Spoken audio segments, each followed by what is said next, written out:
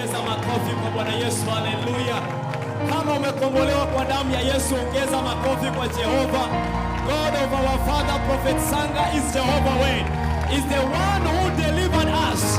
You can put your hands together for Jesus. Hallelujah. Hallelujah.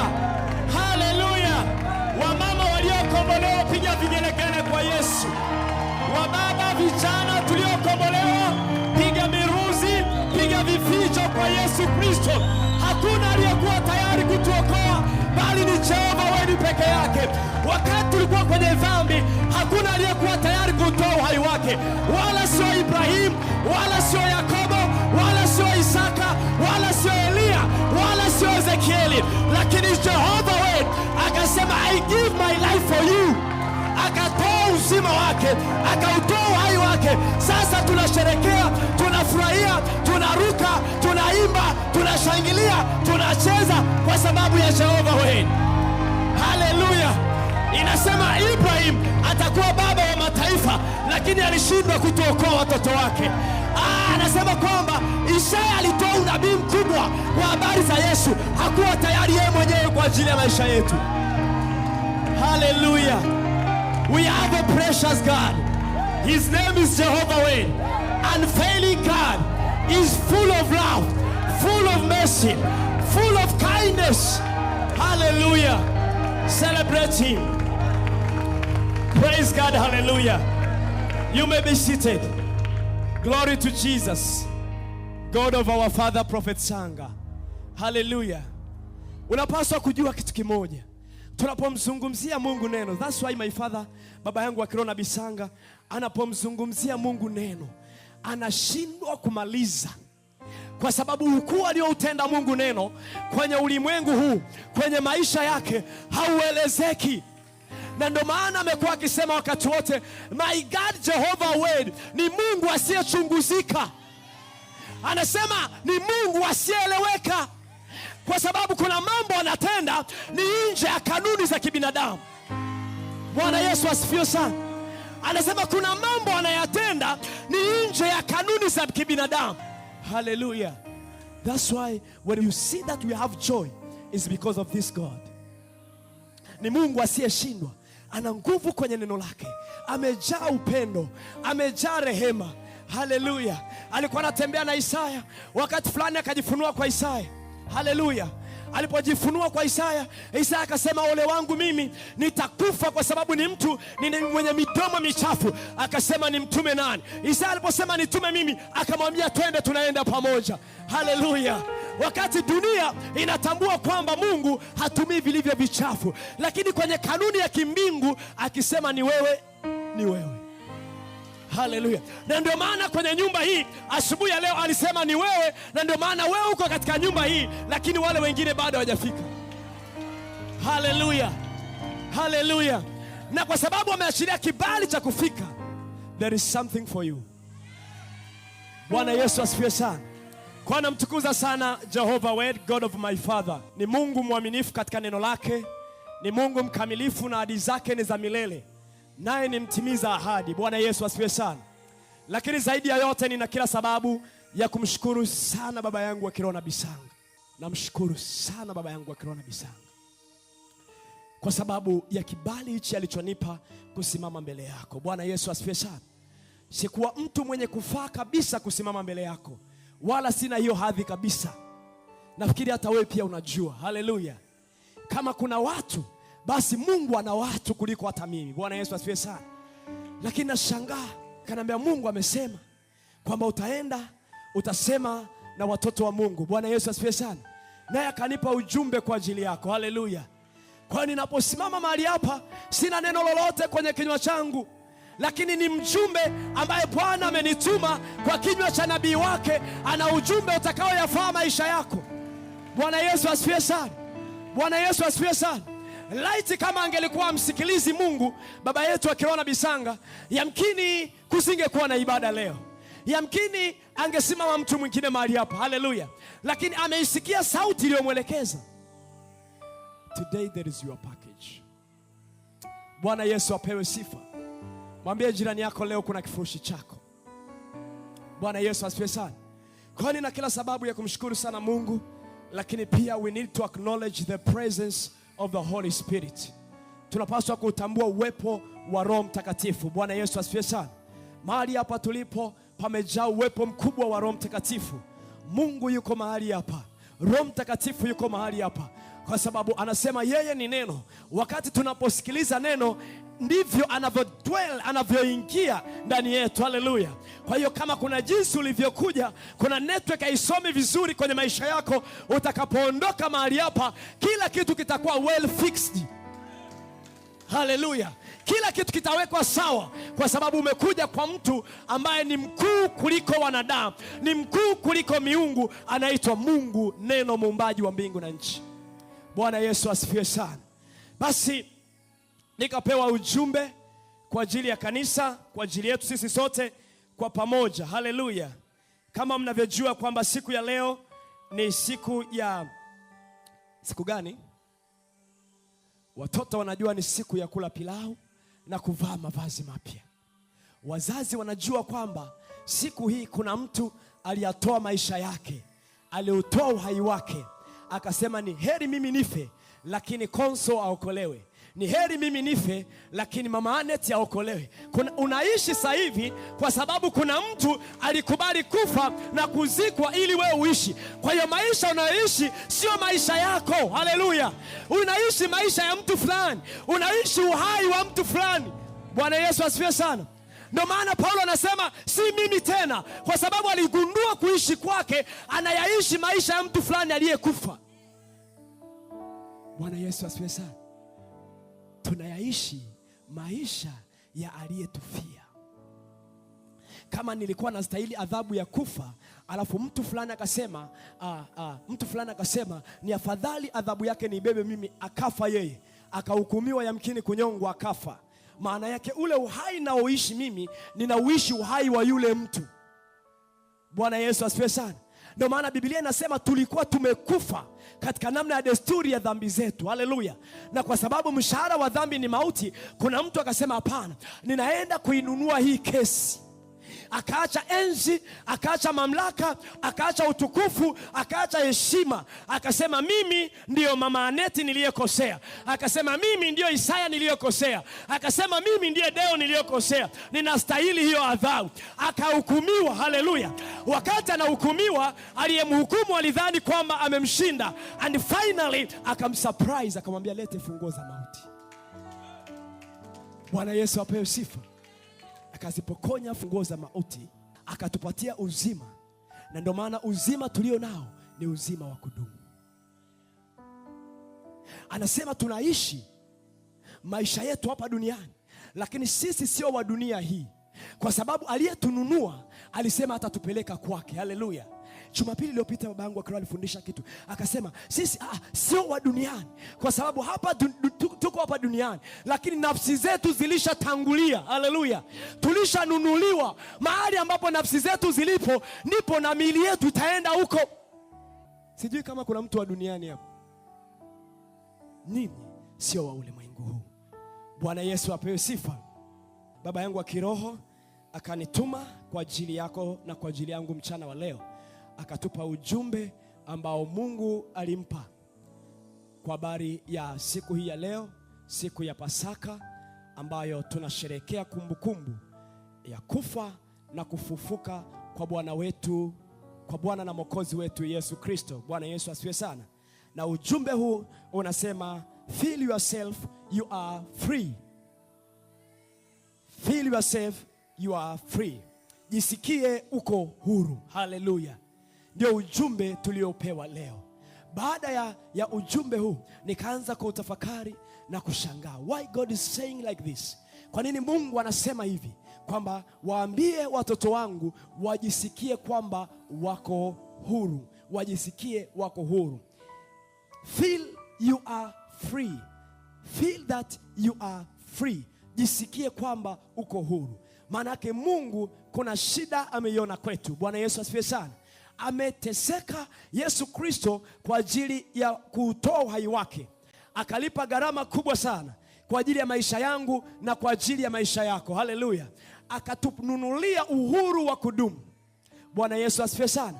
Baada ya kutupatia uhuru wa kudumu, leo anapotutazama sisi tunaenenda kama watu ambao bado hatujawekwa huru. Bwana Yesu asifiwe sana. Akiziangalia hatua zetu, akiangalia mwenendo wetu, akiangalia jinsi tunavyoenenda, hatuenendi sawasawa na jinsi alivyotuweka huru, hususan wakati huu tunapoishi duniani.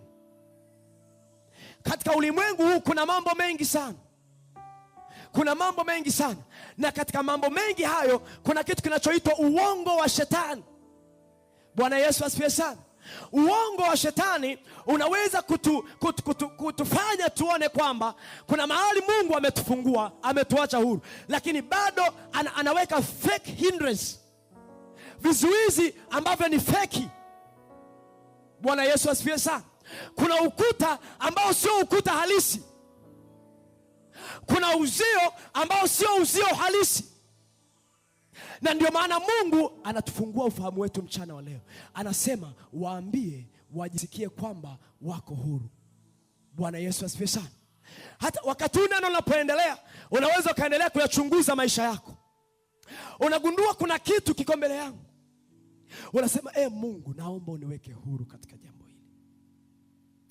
Ninahitaji, kwa mfano nichukulie tu mfano rahisi, mtu ambaye ni mwepesi kuongea matusi, kutukana. Anasema Mungu, naomba unisaidie nifunguliwe kwenye hichi kifungo. Lakini Mungu anasema mchana wa leo, jisikie kwamba uko huru. Maana yake anaposema jisikie kwamba uko huru, hili neno limebeba nguvu ya kukuondoa kwenye kizuizi ambacho upo. Maana yake hili neno limebeba nguvu ya kukuondoa kwenye ukuta ambao umekusimamia mbele yako na kukupeleka upande wa pili. Ndiyo kazi aliyoifanya. Bwana Yesu asifiwe. Wanaenda Mariamu Magdalena pamoja na mama yake Yesu kaburini, wanamfuata, wanafika pale, wanasema wanamtafuta Yesu. Lakini wanatokewa na malaika, anawaambia, kwa nini mnamtafuta aliye hai katikati ya wafu? Maana yake ni nini? Mtazamo wa Mariam, mtazamo wa hao wanawake walioenda kwenye kaburi la Yesu, walikuwa na mtazamo bado kwamba Yesu Kristo yuko kizuizini. Haleluya. Wakati kuna unabii ulitangulia, ulisema siku ya kwanza, siku ya pili, siku ya tatu atatoka kaburini. Haleluya. Maana yake siku ya tatu walipaswa kuelewa kwamba wajisikie mioyoni mwao kwamba Bwana na Mwokozi wao yuko huru, amefufuka. Bwana Yesu asifiwe. Maana yake kama Bwana, unajua vitu vyote alivyovifanya Yesu hakuvifanya kwa ajili yake, alivifanya kwa ajili yangu mimi na wewe. Bwana Yesu asifiwe sana. Maana yake niko kwenye keji, niko kwenye kaburi, nimelala chini, nimezikwa. Maana yake kaburi ni kifungo, kaburi ni gereza, kaburi ni mahali pasipotamaniwa. Kuna mtu yoyote anatamani kuwa kwenye kaburi wakati huu? Yaani unasema, Baba, naomba unipe tu kibali tu, angalau hata siku moja nilale kaburini. Who is that person here? Kuna mtu wa namna hiyo? Manake hali zote za kukatisha tamaa, hadi waliopewa unabii na kwa habari ya Yesu kwamba atafufuka, wale wanawake nao pia walikuwa wamekata tamaa. Wasijue Yesu anazibeba hali zao za kukata tamaa, za kuvunjika moyo, za dhiki, za mateso, akaingia nazo kaburini. Maana yake alikubali kubeba mzigo wote. Ndio maana msalabani akasema imekwisha. Bwana Yesu asifiwe sana. Kakaa kaburini siku ya kwanza, siku ya pili, siku ya tatu, alikaa kwa niaba yetu. Haleluya. Neno la unabii linatimia. Siku ya tatu malaika wanasema, kwa nini mnamtafuta aliye hai katikati ya wafu? Ndio wanashangaa, kumbe amefufuka.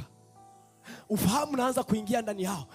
Wanapewa ujumbe, nendeni mkawaambie kwamba amefufuka, wakutane Galilaya. Ndipo wanashika njia, wanaanza kuambizana, lakini wanakutana na mitume, wanawapa habari kwamba amefufuka, hatujamkuta kaburini. Huo ni ushuhuda wa kwanza. Ushuhuda wa pili, tulikutana na malaika, wakatuambia tusimtafute katikati ya wafu, wakatoa maelekezo tutangulie wapi? Galilaya. Huko Galilaya tutamkuta, atatokea huko, naye yuko safarini kuelekea Galilaya. Lakini mitume wanasema hapana, we must prove, lazima tuhakikishe. Maana yake mioyoni mwao hawakupokea uhuru wa Yesu kutoka ndani ya kaburi. Sasa wewe umetembea na Yesu physically, Umewahi kutembea na Yesu kimwili hivi? Ukamwambia Yesu, unaonaje leo tule chakula cha aina fulani? Umewahi? Hao walikuwa wanatembea na Yesu, lakini walipopewa habari za ufufuo wa Yesu Kristo hawakuamini. Ilibidi wakimbie kwenda kaburini. Kilichowakimbiza kwenda kaburini ni moja kati ya mashaka, wataishije yule mtu wale watu waliomkamata Yesu wakamsulubisha kwa mateso, hatimaye wakamuua. Na mimi Petro nikasema uongo kwamba simjui Yesu. Hivi hao watu wakifanya upelelezi wakaja kubaini nilikuwa na Yesu, watanifanya nini? Haleluya. Alikuwa na mashaka, watanitenda kitu gani? Nilikuwa pamoja na Yesu na uenda upelelezi utafanyika ikajulikana, ngoja nikimbie nikahakikishe. Bwana Yesu asifiwe sana. Wakafika wakathibitisha kwamba Yesu amefufuka. Wakakimbia kuyafuata maelekezo, wakaenda kumsubiri Yesu mahali alipoagiza wamsubiri. Akawatokea kwa uthibitisho kwamba mimi Yesu nimefufuka. Bwana Yesu asifiwe sana. Alienda kuwapa uhakika, akawaambia muwe huru, mjisikie kuwa huru, muendelee kuniamini kwa sababu kila nilichoahidi kitakwenda kutimia. Kwa sababu nimefufuka, nitayatimiza na mengine yote. Bwana Yesu asifiwe. Ndio uhakika anaotupatia mchana wa leo kwamba pamoja na yote uliopitia mwaka mzima, lakini kadiri ya siku ya leo ujumbe wake unasema ya kwamba ujisikie kwamba uko huru. Maana yake Mungu anazungumza kwamba kuna vifungo vilikuwa vimekushikilia, lakini mchana wa leo Bwana amekupa taarifa kwamba uko huru. It is not all about praying. Anasema ujisikie kwamba uko huru. Tuliona alikuwa anakutana na wagonjwa, anamwambia mama, umenishika pindo la vazi langu, imani yako imekuponya. Haleluya. Anakutana na kijana, anasema kijana aliyekufa, njoo huku nje. Lazaro. Si alikuwa swala la kuomba, alimwambia njoo huku nje. Aliyekuwa amekufa siku 4 na kuzikwa akatoka, akawaambia wanafunzi wake, fungueni sanda. Yamkini Lazaro alipofufuka hakuwa naelewa kitu kinachoendelea, mpaka alipoambiwa wewe ulikuwa umekufa, sasa umefufuka, endelea na maisha. Ndivyo anavyozungumza Mungu mchana wa leo. Hata kama ni gereza la uzinzi, ni gereza la uongo, ni gereza la dhambi ya namna yoyote, anasema mchana wa leo jisikie uko huru. Na anasema neno langu ni upanga ulao kuwili. When he say light take place, anapozungumza na tunavyomjua ni neno, anapoliachilia neno kama ninavyozungumza sasa hivi, maana yake kuna vifungo.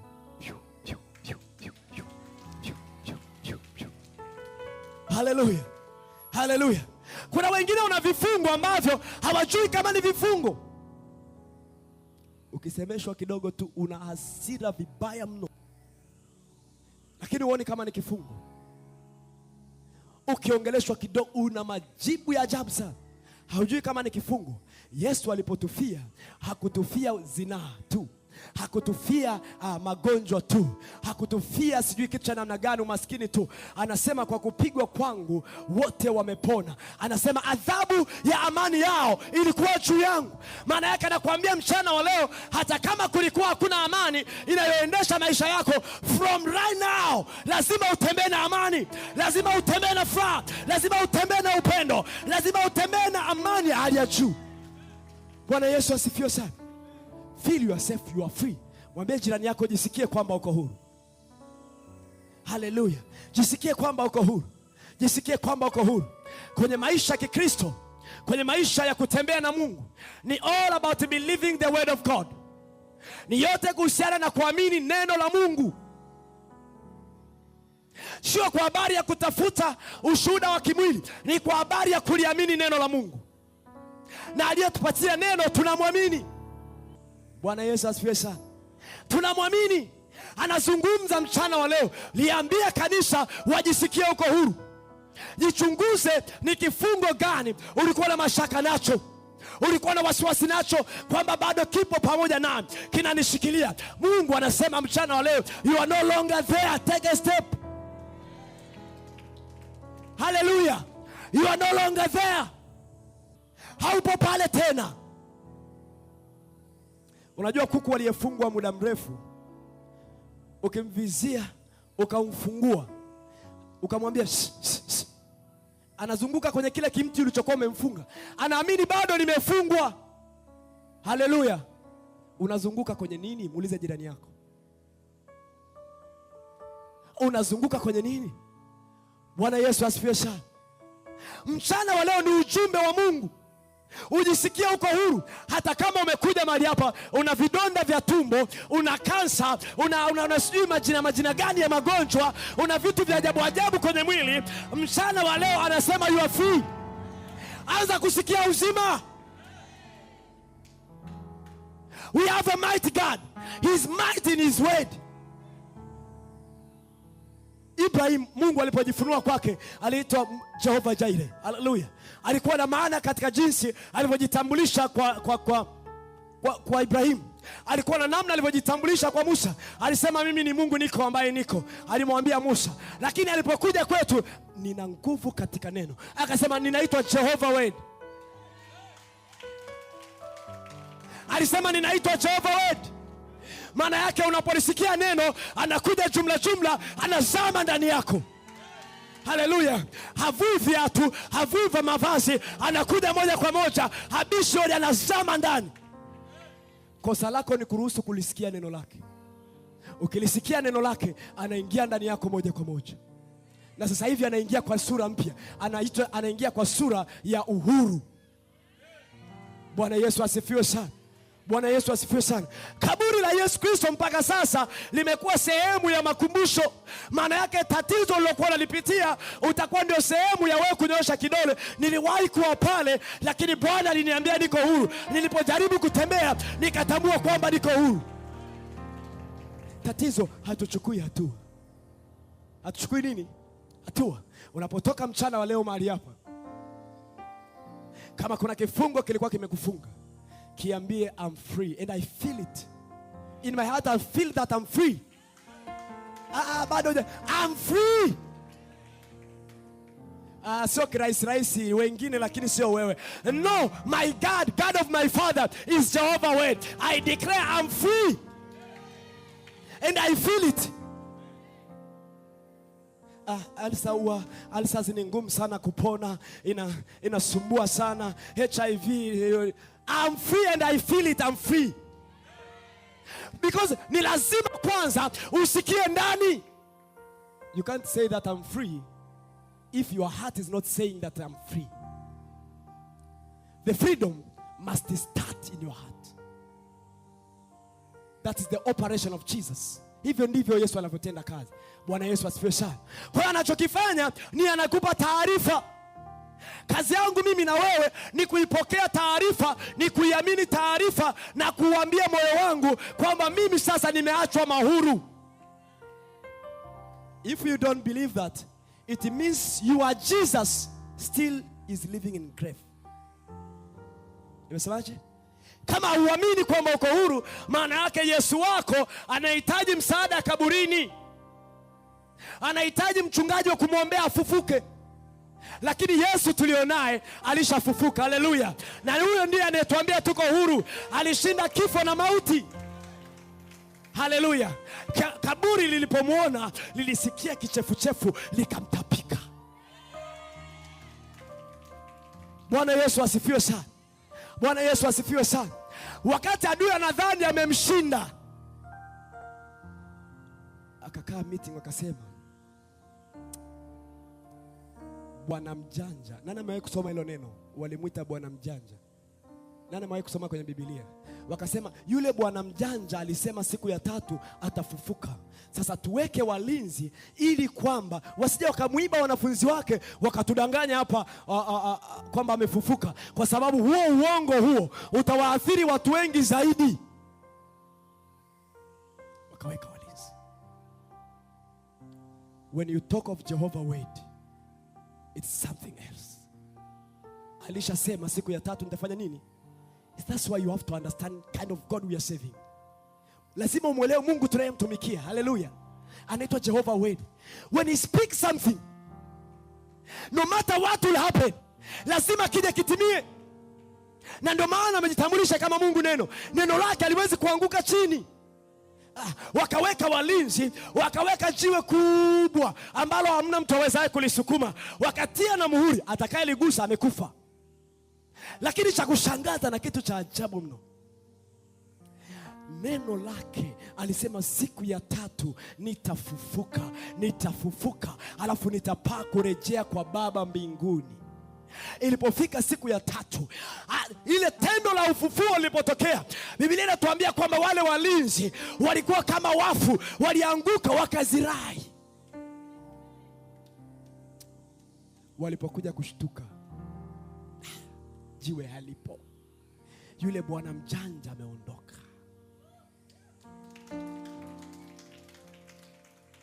Ilipozuka ile nuru pamoja na silaha walizokuwa nazo, you can't fight with light. You can't use your gun. Huwezi kutumia bunduki wala mshale. Nuru inapozuka uipige ili isimike. You can't do it. Especially the light from above. Ilipojifunua, walianguka wakazirai. Walipokuja kushtuka, kuliangalia jiwe halipo. Bwana mjanja Yesu Kristo amekwisha kufufuka kama alivyosema, maanake kama lilivyo neno lake. Bwana Yesu asifiwe sana. Wakaanza kuambizana, sasa mambo yameharibika. Wakafanya kikao ili kwamba walazimishe kwamba aliibiwa, yani Yesu aliibiwa, lakini bado jambo lile halikufanikiwa. Bwana Yesu apewe sifa. Kwa hiyo unawezekana kwenye hali fulani, tunapozungumza wakati huu, nuru ya Mungu inazuka kwenye situation yako. Inapozuka kwenye situation yako, wewe unasikiliza hivi, lakini kuna minyororo inakatika, kuna kamba zinaachia, kuna upenyo unapatikana, kwa sababu nuru inayozuka haizuiliki. Kila kifungo kina walinzi wake, kama ilivyokuwa kwa Yesu. Lakini walinzi wa kifungo ulicho nacho hawawezi kushindana na hiyo nuru inayozuka mchana huu. Inazuka kwa sababu ya neno. Haleluya. Inazuka kwa sababu ya kitu gani? Kwa sababu ya neno lililotamkwa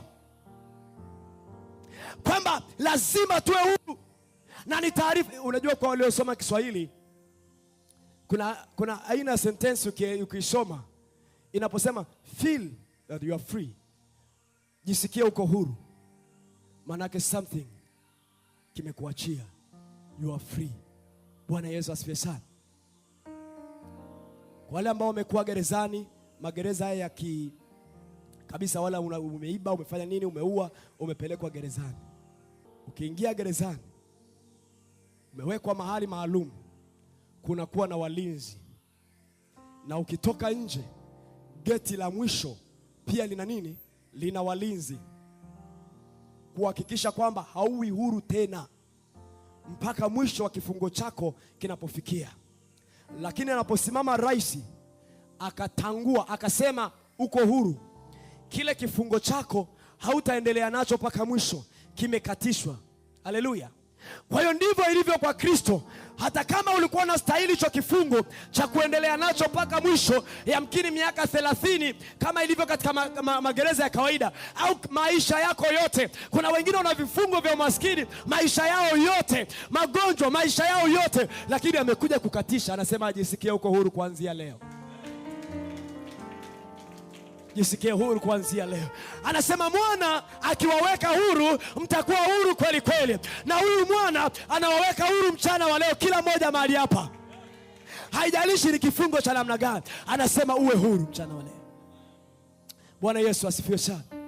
Wakati nilipopata huu ujumbe, nilisikia furaha mno. Nilisikia furaha mno. Furaha sana. Kwa sababu kama Wakristo tunatambulika kwa uhuru tulio nao. Haleluya. Na uhuru, ili mtambue mtu aliyeko huru, ana amani. Ili mtambue mtu aliyeko huru, ana upendo. Ili mtambue mtu aliyeko huru, ana tumaini. Bwana Yesu asifiwe sana. Haleluya. Hana huzuni kwa sababu kifungo chake kimeondolewa. Mwambie jirani yako, mwambie kifungo chako kimeondolewa. Kwa sababu kifungo ndicho kinacholeta huzuni. Hata baba yetu akiroa akikupa neno, you don't trust it. Hauliamini lile neno. Kwa nini huliamini lile neno? Kwa sababu kifungo kinakwambia kwa aina ya mtu kama wewe hauwezi kutoka leo wala kesho. Kwa aina ya mtu kama wewe lazima utastruggle kwa kiasi fulani. Kwa sababu umetokea kwenye familia ya maskini, wewe hauwezi kufanikiwa. Haleluya. Lakini Mungu kazi yake ni kwenda kinyume cha taratibu za kibinadamu.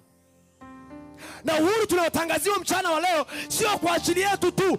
Uko mahali hapa, una mume wako yuko nyumbani, una mke wako yuko nyumbani, una watoto nyumbani. Huu uhuru ni wa sisi na watoto wetu.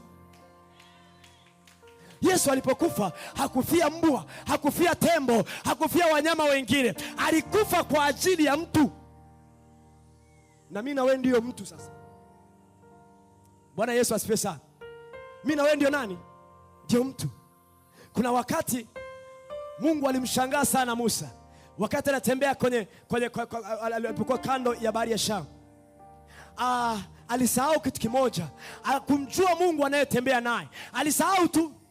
Nafikiri na Mungu aliruhusu pia, kwa sababu Mungu alimwambia mimi ni niko ambaye niko. Kwa hiyo alipofika bahari ya Shamu alitakiwa ajue kwamba niko ambaye niko yuko hapa. Akichukua hatua na sisi tunavuka. Haleluya.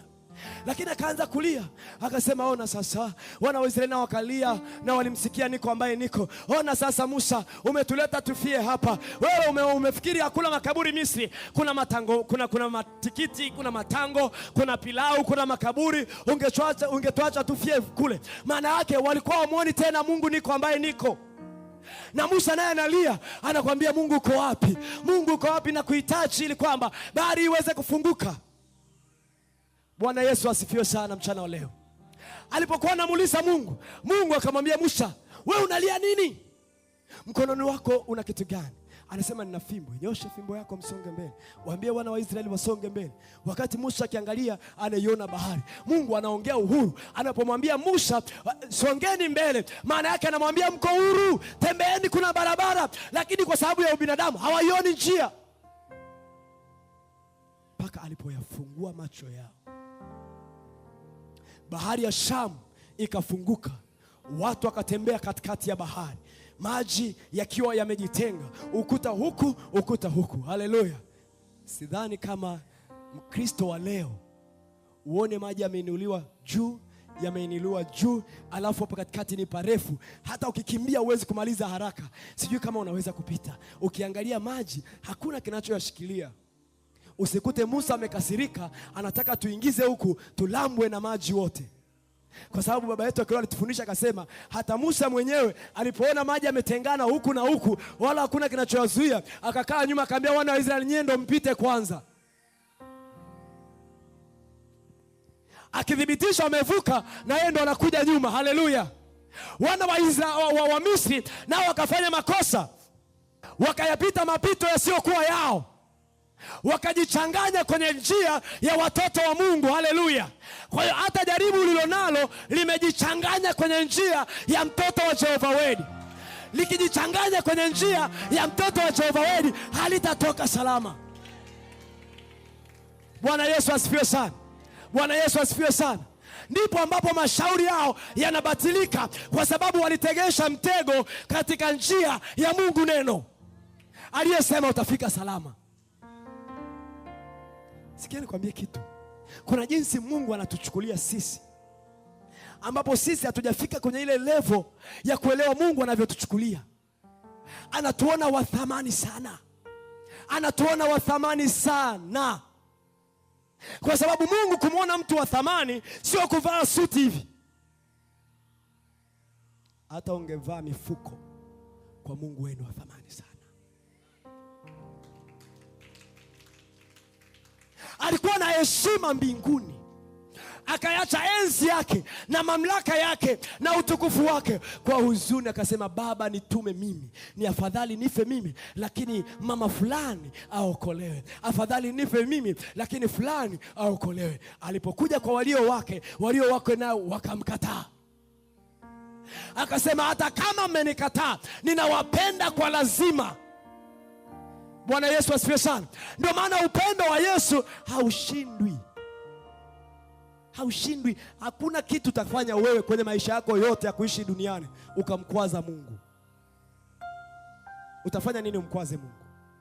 Kitu gani? Yaani utafanya nini ili Yesu akwazike? Nini? Aliwaua mitume. Sauli, baada ya kuwaua mitume, akasema, Sauli, mbona unanitesa? Njoo na kazi na wewe, fanya kazi yangu. Hakuna uovu unaweza kutenda ukamzuia Mungu kukupenda. Na ndio maana anakuelekeza kwenye toba. Na ndio maana kabeba mauti yako. Unafahamu kwamba mshahara wa dhambi ni nini? Mshahara wa dhambi ni nini? Mauti. Lakini kuna maana sema, hujui wema wa Mungu na kuvuta ili upate kutubu.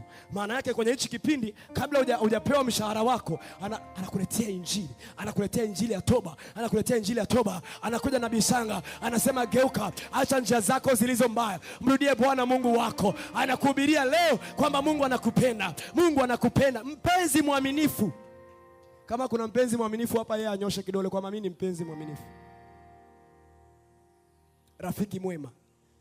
Kwa wale ambao tumeoa, tuna wake zetu, tuna waume zetu, tuna watoto, lakini hatuwaamini moja kwa moja. Lakini huyu mume tuliye naye anaitwa Yesu, ameamua kutupenda kama tulivyo na uchafu wote.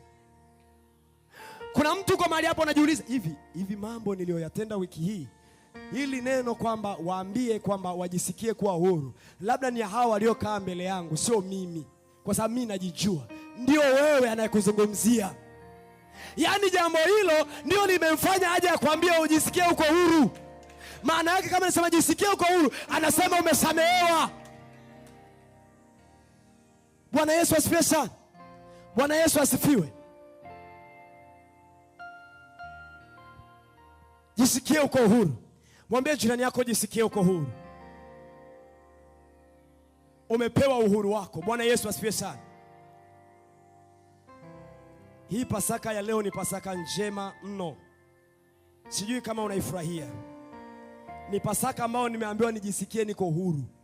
Hata kama kuna mahali palikuwa panachoma, hata kama kuna kichomi umekuja nacho, anasema jisikie uko huru. Kwa hiyo wanufaika ni wale wanaopokea kwamba mimi najisikia niko huru. Hivyo ndivyo anavyosema Jehova Wade. Kama Jehova Wade ananiambia nijisikie niko huru, ninajizuia kitu gani? Najizuia na nini? Maana yake jisikie uko huru, hiyo tabia haipo na wewe tena. Bwana Yesu asifiwe. Katika mtu namwamini ni Mungu baba yetu wa kiroho Nabii Sanga. Nilianza kwa kusema kuna mambo feki. Kama ulikuwa mzinzi sana, unajizuia, unaona siwezi kutoka, na umepokea ujumbe huu, lazima shetani atakuletea hisia feki. Usipokemea inakuchukua. Usipoiambia mimi niko huru, what are you doing here? Unatafuta nini? Kwa nini unamtafuta aliyewekwa huru katikati ya wafungwa? Sipo. Haleluya. Kama nimekula marage nasikia gesi, vidonda vile. Wewe vidonda vya tumbo. Kwa nini unamtafuta mwenye tumbo zima katikati ya wagonjwa? Mimi ni mzima, nimeachwa huru. Bwana Yesu asifiwe sana. Na uhuru aliotuletea Yesu sio uhuru wa kubakia duniani, ni uhuru wa safari ya moja kwa moja kuelekea mbinguni, alipo yeye na sisi tuwepo. Ukiona umewekwa uhuru, maana yake unapotoka kwenye kifungo kuna mahali unaelekea. Kama unapokea uhuru mchana wa leo, anza safari ya kuelekea mbinguni kwa kumwamini Yesu Kristo kuwa Bwana na Mwokozi wa maisha yako. Yeyote ajaye kwangu sitamtupa kamwe. Bwana Yesu asifiwe. Kama hakumtupa Paulo ambaye alikuwa anaitwa Sauli, akiwaua wanafunzi wa Yesu, akiwaua watakatifu wa Mungu, bado anamchukua, anamwamini tena kumfanya kuwa msimamizi wa kazi yake. Mungu hakuna unachoweza kumtendea akakuacha. Lakini ni mimi na wewe tukishikwa na Kristo tuendelee kushikamana naye, tusimwachie mkono wake. Bwana Yesu asifiwe sana. Bwana Yesu asifiwe sana. Kama ameninyoshea mkono, ananiambia njoo uko huru, mimi lazima niukamate na mkono wake pia, ninaenda pamoja naye. Nikimwachia haniachii, akiniachia simwachii. Unanielewa? Mpaka tumeingia mbinguni. Kwa sababu vita yetu yote na safari yetu yote iliyokufanya leo uje kanisani, kitu kilichokufanya leo uje kanisani ni ili uendelee kulelewa kwenye safari ya huyu ambaye anakuambia uko huru, umfikie aliko.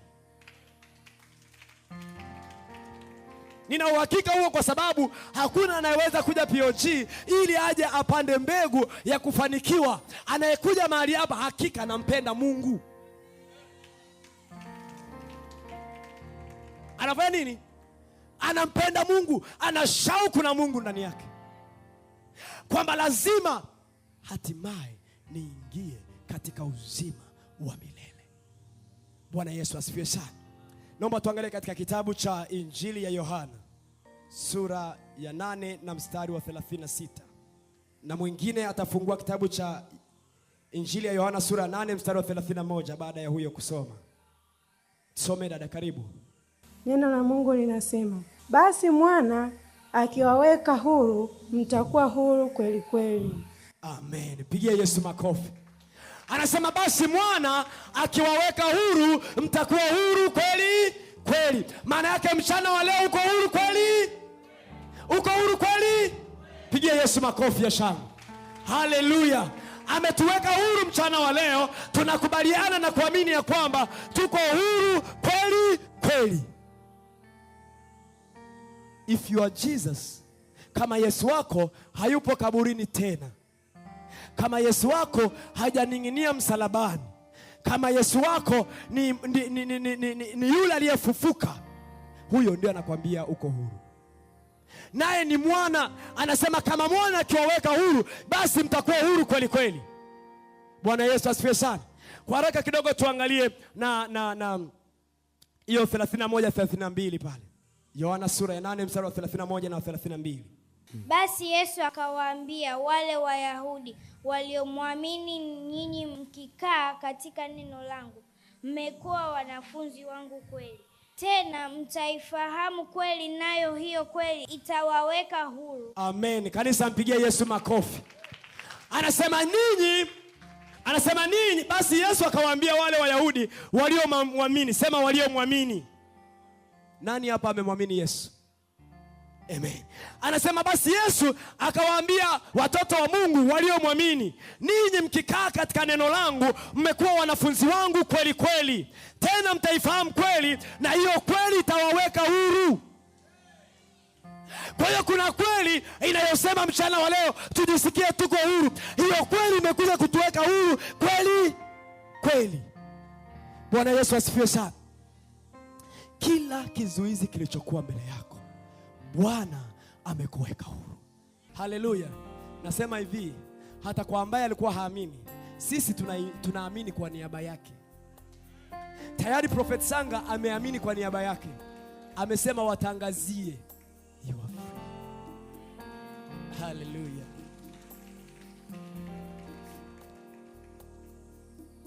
Ingekuwa ni Mungu mwingine ningehubiri kwa mashaka kwa sababu simuelewi. Lakini huyu Jehova Wedi, kwa angalau nukta moja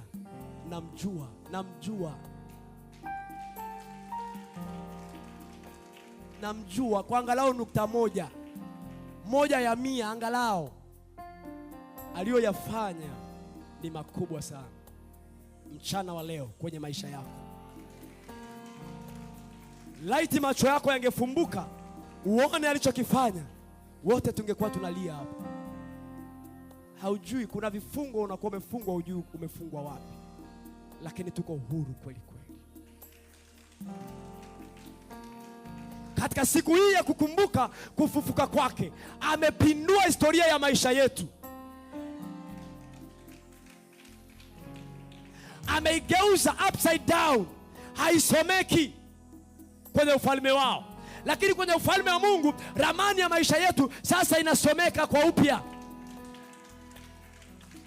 Haleluya. Haleluya. Waliosema hana kichwa wala mkia, sasa wanakiona kichwa, mkia hawauoni. kwa sababu amesema tuko huru. Tuende tukiwa na furaha kwa sababu tuko huru. Bwana Yesu asifiwe sana. Basi namshukuru Mungu kwa ajili ya ujumbe huo ambao Mungu ametupa mchana wa leo. Bwana Yesu asifiwe sana. That was the message of today. Feel yourself, you are free. Bwana Yesu asifiwe sana. Keep watching POG Family TV. Jesus Christ loves you.